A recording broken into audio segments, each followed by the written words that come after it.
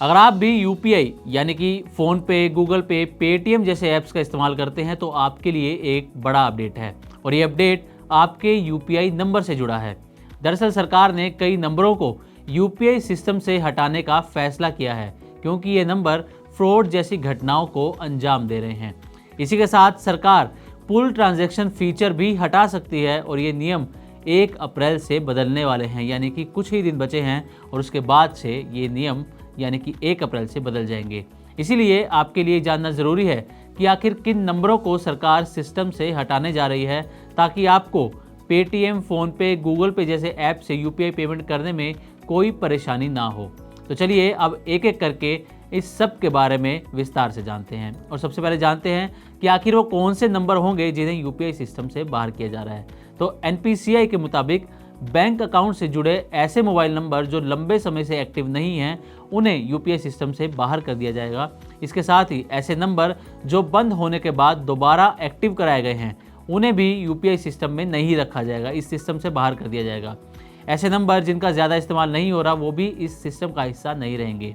NPCI ने बैंकों और पेमेंट सर्विस प्रोवाइडर्स को ऐसे नंबर डी लिंक करने को कहा है।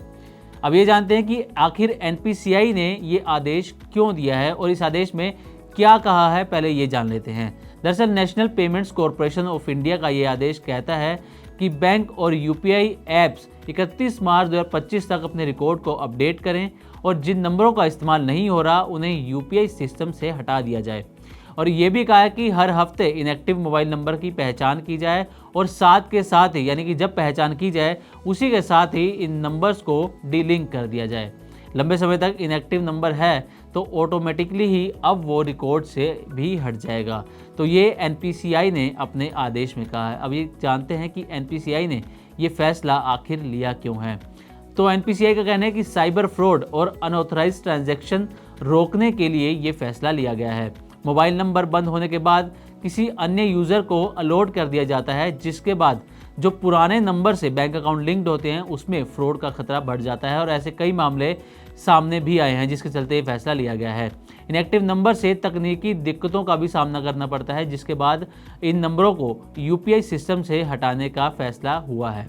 अब एनपीसीआई का कहना है कि जिन नंबरों को यूपीआई सिस्टम से हटाया जाएगा उन्हें पहले ही इसकी जानकारी दी जाएगी और यूज़र्स को यूपीआई सर्विस बंद करने का मैसेज भेजा जाएगा।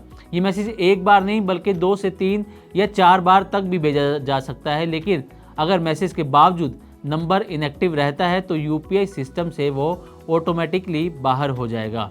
तो ये तो थी इनएक्टिव मोबाइल नंबर्स को यूपीआई सिस्टम से बाहर करने की पूरी डिटेल। अब जानते हैं कि पुल ट्रांजैक्शन फीचर पर एनपीसीआई ने क्या कहा है। दरअसल एनपीसीआई का कहना है कि यूपीआई पुल ट्रांजैक्शन से ठगी के मामले काफ़ी बढ़ रहे हैं और ठगी रोकने के लिए पुल ट्रांजैक्शन को बंद करने का फैसला लिया जा सकता है और फीचर की लिमिट भी तय कर सकते हैं, यानी कि दो में से एक फैसला होगा, या तो पुल ट्रांजैक्शन को बंद कर दिया जाएगा या फिर उसकी एक लिमिट तय कर दी जाएगी। एनपीसीआई बैंकों के साथ मिलकर प्लान बना रहा है। हालांकि ये प्लान अभी शुरुआती स्टेज में है और इसे लेकर कोई अभी ऑफिशियल जानकारी सामने नहीं आई है, ऐसा मीडिया रिपोर्ट्स में दावा किया गया है। अब जानते हैं कि पुल ट्रांजैक्शन आखिर होता क्या है। तो यूपीआई ऐप पर आने वाली पेमेंट रिक्वेस्ट को पुल ट्रांजैक्शन कहते हैं। इसमें पे की जाने वाली रकम पहले से ही शामिल होते हैं, यानी कि आप किसी स्टोर में कोई खरीदारी करने जाते हैं या कोई और सामान लेते हैं तो आपको एक पेमेंट की रिक्वेस्ट आती है जिसमें अमाउंट पहले से ही तय होता है। इसमें आपको सिर्फ अपना यूपीआई पिन डालना होता है और उसके बाद तुरंत पेमेंट हो जाती है और पेमेंट मर्चेंट के खाते में पहुंच जाती है। तो ये थी यूपीआई नंबरों को हटाने और पुल ट्रांजैक्शन बंद करने पर हमारी ये डिटेल रिपोर्ट।